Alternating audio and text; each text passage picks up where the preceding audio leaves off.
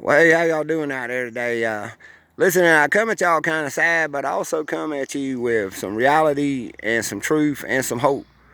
As many of y'all know, I've been out here trying to show y'all some things to eat and some different ways to live and things about clean water, and I've done it out here at the beautiful Blue Ridge Mountains right here on the Appalachian Trail. But I came out here for two purposes. I came out here to seek knowledge from the universe. I don't talk about my spirituality. I don't talk about my beliefs with y'all much. I believe y'all know I love my planet and that there's deeper and stronger connections than you'll ever imagine to this planet, to each other, and to our universe.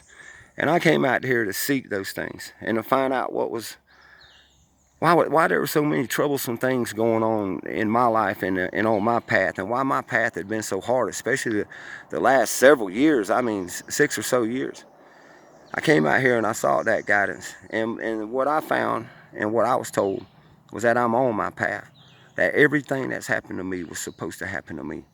Because I sit here in front of you living proof that a man can have absolutely nothing. That a man can go out and do as he pleases as long as he harms nothing else and lets others, he lives and lets others be others and lets other people be free. That a man like me can come out here with all the stereotypes and things attached to who and what kind of person I should be, of all the bad things, of all the people ripping me off, of all the things that's happened to me. I still love. I'm still your brother. I still want to love my Mother Earth and show y'all the beauties and the gifts from her. You get it? My path is to show you that no matter how down and out you ever get, that you ain't alone and that there is hope. The sad thing I found out, y'all, is I am very connected to this planet in my own way. I have been since a very, very small boy. I felt the pain of the mother. I love her, and I try to see all the things around me. I've always appreciated everything. I've always had either fun with life or just enjoyed the natural realm like y'all wouldn't believe. It is my home. It is my place. And I see things dying off. I see green not as green. I see things dry where there used to be water. I see water where it used to be dry. I see things all across our nation from articles and stuff, but what I see in my real life in these mountains right here, y'all, which I comb every day and enjoy, it's not the same. It's still there, but it's not the same. The spirit, the energy here is desperation, is sadness.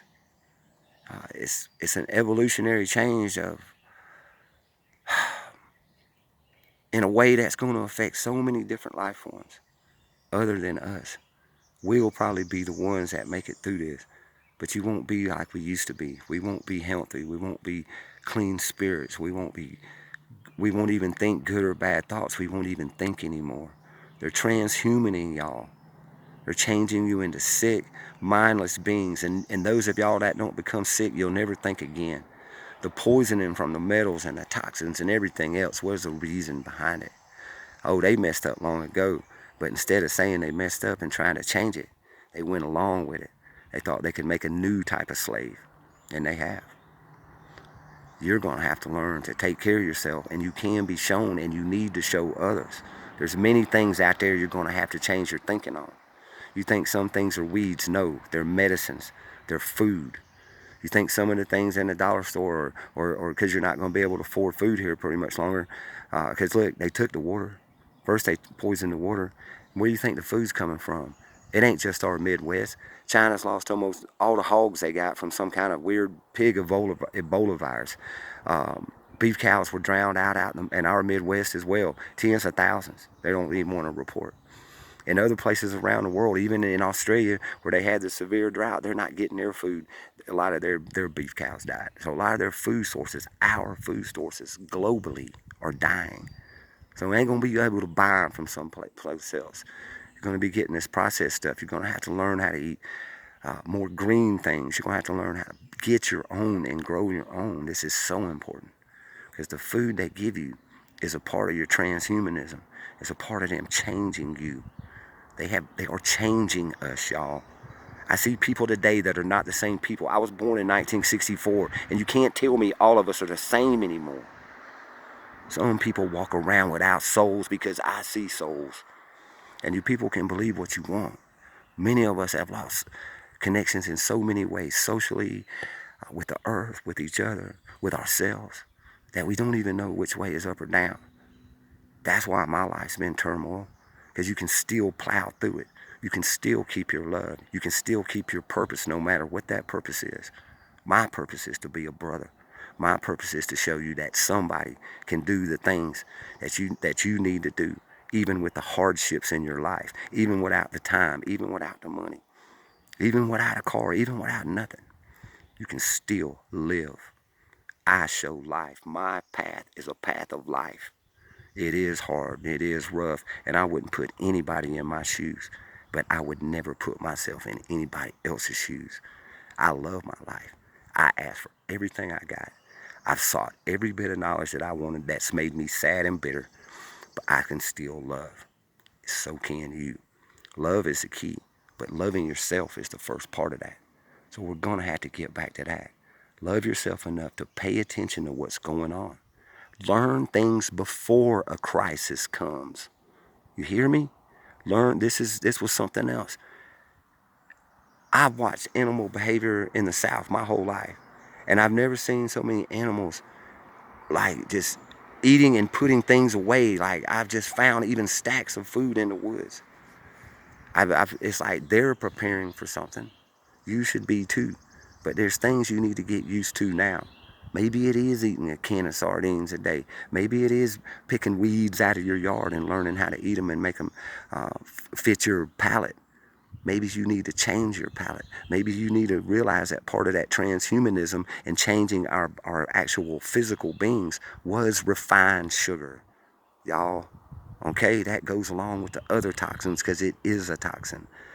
Between the refined sugar and the fluoride, y'all don't even know how we had a chance or why we're even alive, but here we are. You got to snap out of it.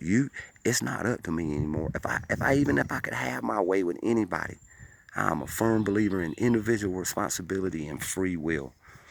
I use both of them in my life every day. As reckless and crazy as my life may seem, it's my life and I live it. But I didn't throw it away. I didn't throw away my soul. And I did not throw away my tribe. And that's what they're trying to get you to do. So those of y'all that still know what a soul is, those of y'all that still are spiritual, those of y'all that are still connected to the mother, seek her and learn now before the crisis comes. Think about that. I only say this out of love because I saw it. I wanted to know what my path was. I wanted to know if I'd come off my path. I wanted to know why things have been so bad, especially over the last year have just been horrible. But would have broke me before I had reached certain levels of coexisting with myself. It would have broke me, but it didn't. But the reason why it happened was just to show y'all. I've shown every bit of it out here, that anything can happen to anybody, but you can still get through it. You might have to limp for a minute. You might have to wait for it to feel better after when it quits hurting. But it don't matter. You can get through it. We'll all live. I live a great life.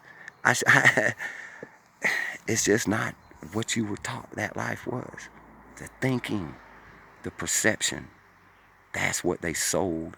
That's the commodity. Perception is a commodity, and opinion is the truth. Well, that's not true. That's not true. Your perception is yours, and you're not a commodity. You're not for sale. You're a free roaming spirit human being and a beautiful light being.